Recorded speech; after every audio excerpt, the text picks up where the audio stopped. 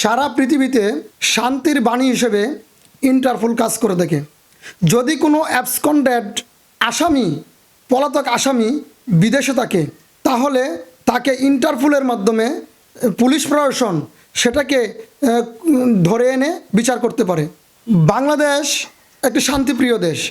সারা পৃথিবীতে যদি কোনো ব্যক্তি বা কোনো আসামি যদি কোনো অপরাধ করে পলাতক হয়ে থাকে, তাহলে তাকে আইনের আওতায় আনার একটা মাত্র আন্তর্জাতিক প্রতিষ্ঠান হচ্ছে ইন্টারন্যাশনাল ক্রিমিনাল পুলিশ অর্গানাইজেশন।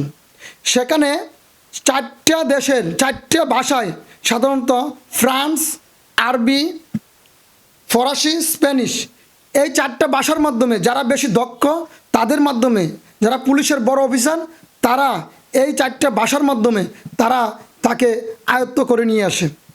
আন্তর্জাতিকভাবে স্বীকৃত এই শান্তির বাণী পৌঁছে দেওয়ার জন্য এবং দেশের আইন শৃঙ্খলা এবং শারীরিক এবং মানসিক এবং ফিজিক্যাল এবং বায়োলজিক্যালভাবে দেশের সার্বিকভাবে আন্তর্জাতিকভাবে শান্তির দূত হিসেবে পৌঁছে দেওয়ার জন্য এই আন্তর্জাতিক স্বীকৃত ইন্টারপোল কাজ করে থাকে।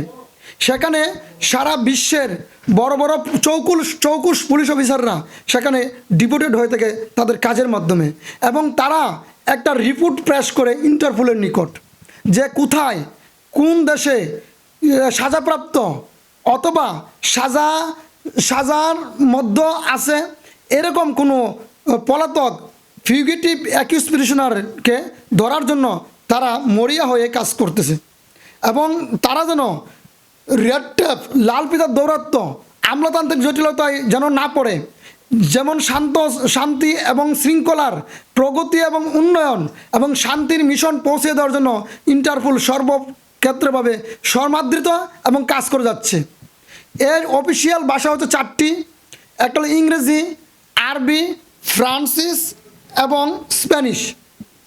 এই ভাষার মাধ্যমে যারা দক্ষ তারা ধরতে সহজ হয়, এবং তারা এই ভাষার মাধ্যমেই তারা রিপোর্ট করে কার নিকট? আন্তর্জাতিক আদালত, আন্তর্জাতিকভাবে ইন্টারপোলের নিকট।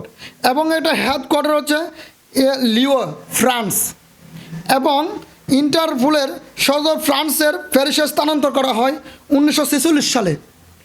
46 সালে যখন দেখলো শান্তি মিশনে প্রায় 192টা দেশের সহযোগিতায় এই ইন্টারপোল প্রতিষ্ঠিত হয়। যেহেতু সদস্য রাষ্ট্র ইন্টারপোলের, সেহেতু সবাই এর সুযোগ সুবিধা এবং এর কথা মতো এবং ভোটাধিকার প্রয়োগের অধিকার রয়েছে। নাগরিক এবং বৈশ্বিক আন্তর্জাতিকভাবে এই সমাদৃত প্রতিষ্ঠানটি দিনের পর দিন উন্নয়নের দিকে এবং শান্তির বাণী পৌঁছে দিতে যথেষ্ট ভূমিকা রাখছে আন্তর্জাতিক অঙ্গনে। আজ ভারতের যে স্পেসিফিকভাবে যে ফিউগিটিভ অ্যাকিউজ পারসন, যে পলাতক রয়েছে, আমরা সেন্সেশনাল কেস ঢাকা জজ কোর্ট, ঢাকা হাইকোর্ট এবং বাংলাদেশ সুপ্রিম কোর্টের যে রায়গুলো প্রকাশ হয়েছে বা যে রায়গুলো অপেক্ষমান এবং যেখানে আসামিকে খুঁজে বের করার জন্য চেষ্টা এবং তদবির চলছে, সেটা একমাত্র আন্তর্জাতিক আদালতের রেড টেপের মাধ্যমে এবং লাল পিতার দৌরাত্ম্যের মাধ্যমে এবং আন্তর্জাতিক আদালতের যে নিয়ম শৃঙ্খলা এবং স্টেটমেন্টের মাধ্যমেই এই শান্তির মাধ্যমে এবং তাদেরকে অ্যারেস্ট করে তাদেরকে দেশে নিয়ে এসে এবং আইনের মাধ্যমে, বিচার প্রাপ্তির মাধ্যমে এবং বাংলাদেশ সহ সারা বিশ্বের এটা সম্ভব। আজকে শুধু খালি বাংলাদেশ নয়, আজকে আমেরিকা এবং ফ্রান্স, নেদারল্যান্ড, জাপান, এমনকি ইরাক, আমেরিকা যুদ্ধ, সর্বক্ষেত্রে কিন্তু ইন্টারপোলের হস্তক্ষেপ রয়েছে। যদি ইন্টারপোল দেখে যে তাদের শান্তি রক্ষার মিশন এবং শান্তির বাণী পৌঁছে দেওয়ার জন্য এই প্রতিষ্ঠান ব্যাপক সুনাম এবং অর্জন করেছে, আমরা মনে করি আইনাঙ্গনের যে একজন ছাত্র হিসেবে সারা পৃথিবীতে অপরাধী যে জায়গায় থাকুক না কেন, তাকে ধরার জন্য ইন্টারন্যাশনাল পুলিশ অর্গানাইজেশন সদা সুমুটুভাবে কাজ করে যাচ্ছে নিরলসভাবে। ভারতের জন্য কোনো আলাদা নিয়ম নেই, কোনো রাষ্ট্রের জন্য আলাদা নিয়ম নেই।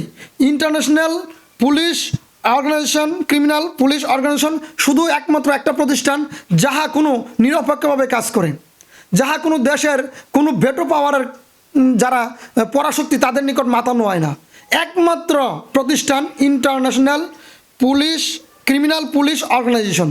অপরাধী ফেরত আনা যায় এবং অপরাধীকে বিচারের আওতায় এনে বিচারকে আরও ত্বরান্বিত করা যায়। বাংলাদেশের যে কোনো পলাতক আসামিকে নিয়ে আসা যায় আইনের আওতায় বিচার করার জন্য। এটাই একমাত্র প্রতিষ্ঠান।